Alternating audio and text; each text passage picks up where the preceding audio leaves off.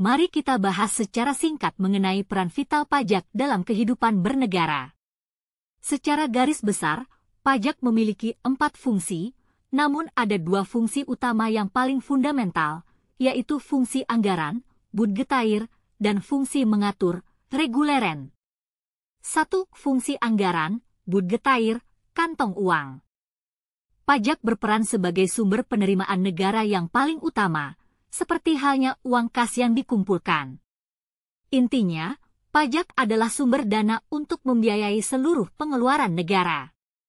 Contoh, uang pajak yang Anda bayarkan digunakan untuk belanja rutin, membayar gaji pegawai negeri, membeli alat-alat operasional pemerintah. Pembangunan, membangun infrastruktur seperti jalan, jembatan, sekolah, rumah sakit, hingga membiayai program kesehatan dan pendidikan.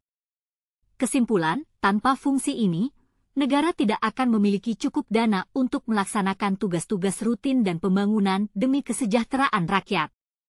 2. Fungsi mengatur, reguleren, palu dan kunci pas 2.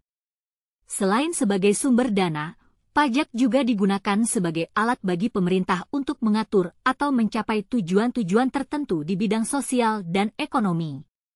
Intinya, pajak adalah instrumen kebijakan untuk mengarahkan pertumbuhan ekonomi dan perilaku masyarakat.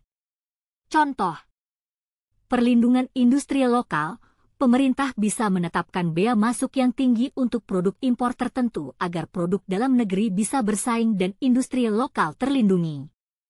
Mendorong investasi, pemerintah dapat memberikan keringanan pajak, insentif, kepada perusahaan yang menanamkan modal atau berinvestasi di sektor-sektor strategis, sehingga tercipta lapangan kerja. Mengontrol konsumsi, pajak yang tinggi pada rokok atau minuman keras bertujuan untuk mengurangi konsumsi barang-barang tersebut demi kesehatan masyarakat.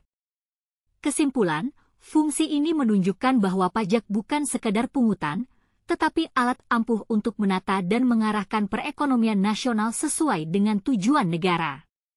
Jadi, ingatlah, setiap kali Anda membayar pajak, Anda tidak hanya berkontribusi mengisi kas negara, fungsi anggaran, tetapi juga membantu pemerintah mengatur ekonomi dan perilaku sosial, fungsi mengatur, demi kemajuan bersama.